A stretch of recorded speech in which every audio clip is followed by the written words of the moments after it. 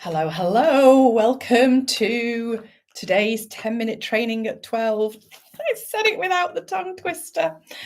Today, we are talking all about resilience. That's such an important part of our power skills, of how we develop, how we move forward, how we actually cope, survive, and thrive.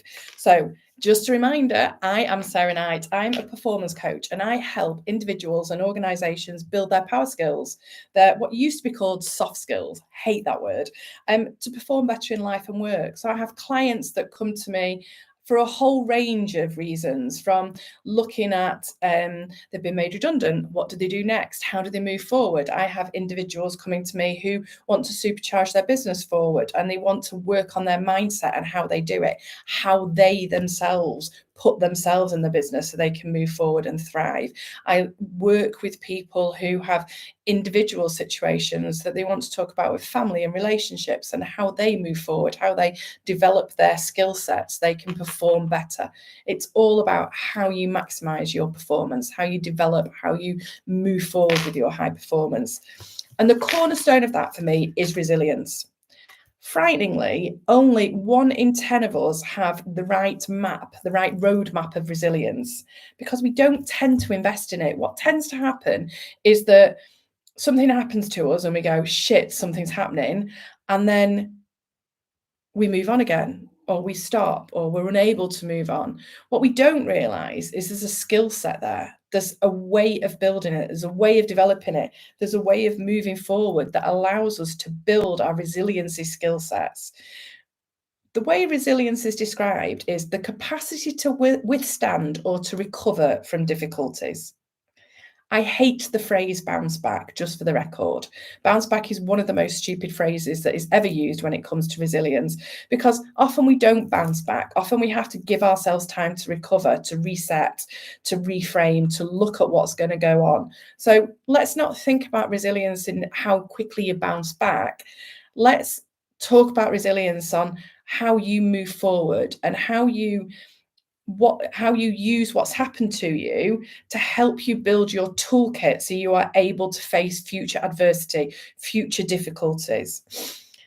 The facts are that on average, we will face around 4 traumatic incidents in our life. And we will face humps in the road and we will, view request. Yes, go live with Justine. And we will face difficulties, adversity, and they could be in the form of so many different things. I mean, I've got hard relate to all this list: redundancy, death of a loved one, traumatic events in our lives. Oh, hello, Justine. I'm not sure how I've got you on here, but I have. It's lovely to see. I'm thinking, do you want to be on this video? Really? No, you might want to remove yourself. I'm not quite sure how you do that now. Oh, look, the office is there as well. Hello, everybody. It's lovely to see you all. Right, okay, back to resilience. That was a nice little segue. Lovely to see Justine's face there. We will face adversity. How we deal with adversity and how we move through adversity and how we recover from adversity is how we build resilience. So my first question to you all today is, are you prepared? And are you preparing yourself?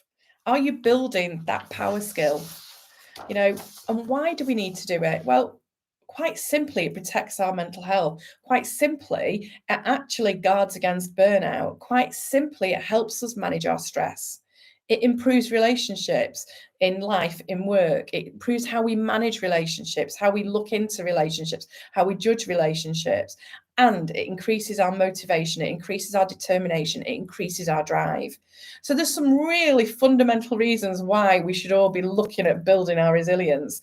And if we invest in it, if we actually start building this toolkit, what happens is it builds our self-awareness. It allows us to lead ourselves first, because whether you're a leader in a business, whether you're running your own business, whether you are simply getting from day to day to day, you have to know how to lead yourself. You have to know how to put one foot in front of the other.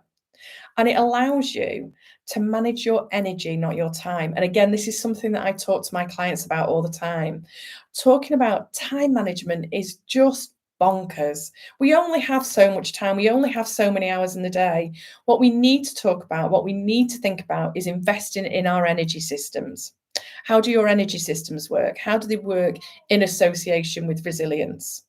So today, very quickly, I'm going to talk to you about how you start to build that toolkit, how you actually respond, how you recover, and how you reset.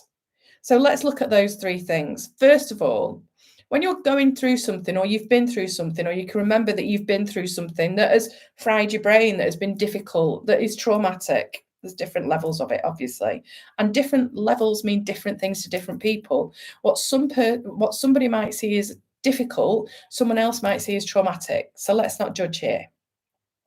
But the first thing when we're building our toolkit is to look at our response systems. How are we triggered? What happens? How do we respond to it?